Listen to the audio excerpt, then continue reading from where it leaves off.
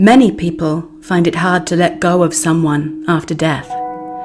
But how would you feel if, like Florinda Milagro de Hoyos, you discovered that your sister's corpse had been removed from her grave and kept, like a living doll, for 7 years? This is the story of Carl Tanzler and the Corpse Bride.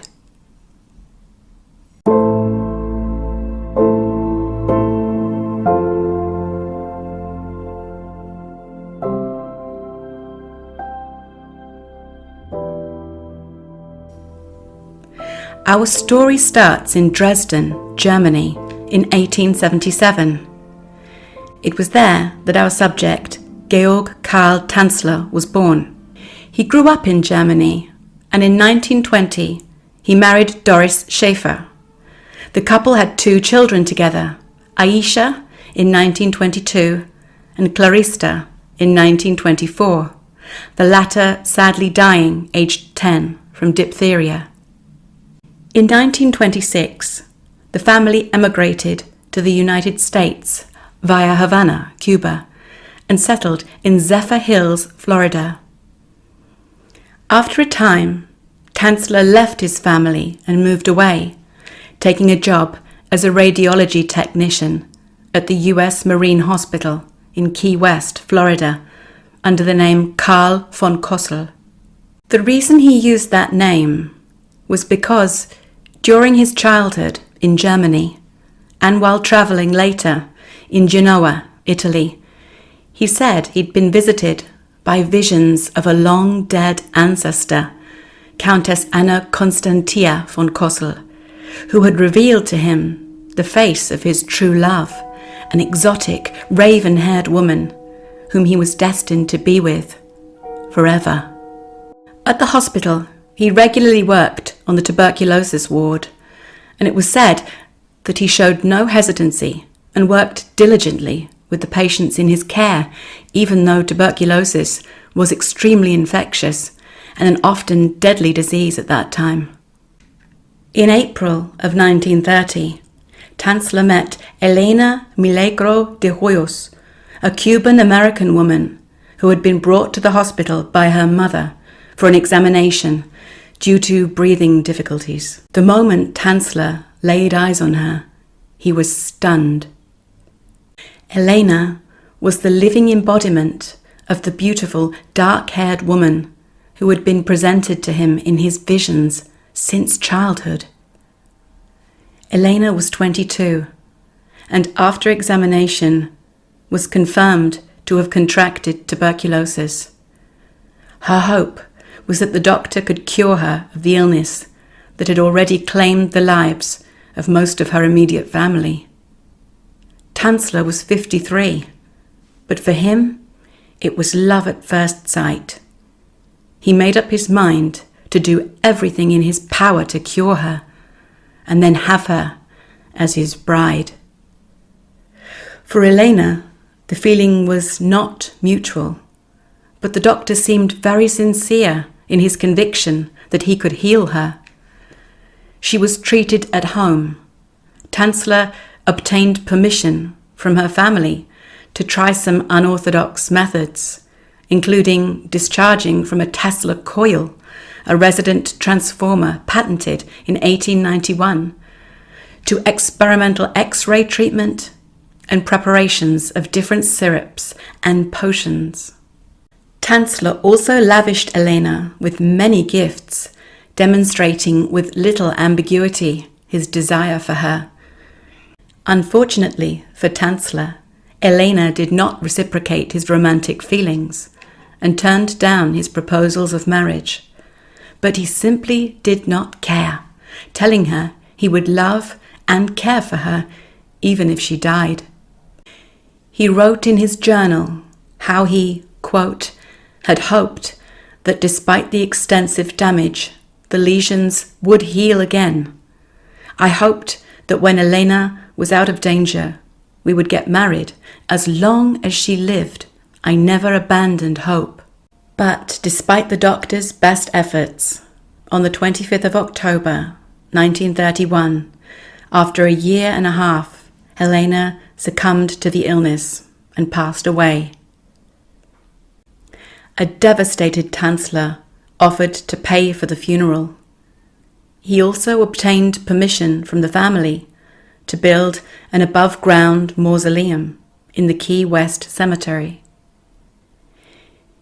He had her coffin lined with formaldehyde and other preserving agents, and kept the only key to the mausoleum himself. He spent hours at Elena's graveside every day, talking to her corpse, singing songs to her, and reading her stories. He claimed her ghost would appear to him when he was inside the vault. These visits went on for over 2 years. Tanzler claimed Elena began talking to him from the other side, telling him she was afraid of decaying and rotting. One evening in April 1933, he removed her body from the mausoleum and transported it home in a wooden cart. Elena's family wondered why Tanzler had stopped visiting the gravesite, but just assumed that he had finally moved on. Tanzler took Elena's body to a specially prepared makeshift laboratory he'd created in an aeroplane, and did everything in his power to preserve it. First, he put together the corpse's bones with piano wire and coat hangers, and attached glass eyes into the gaping sockets.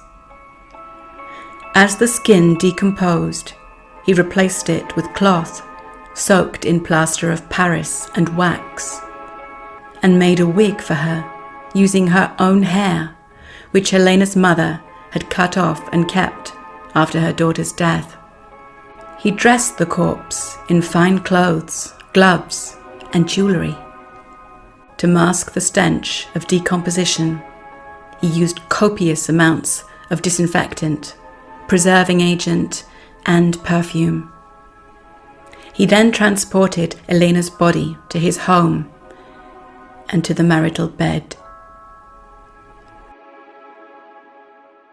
For approximately 7 years, Tanzler and Elena shared a bed, and for the doctor, it was like marital bliss.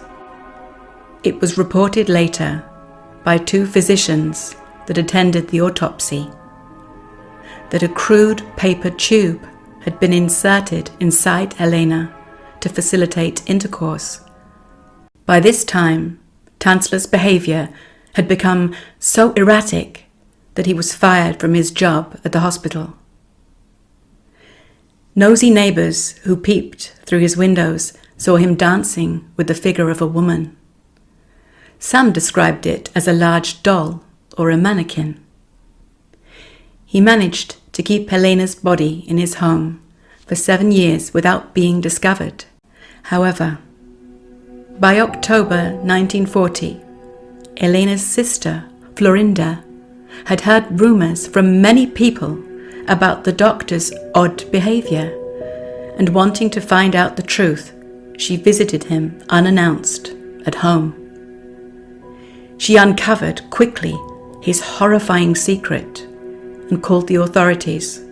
Tanzler was arrested and detained.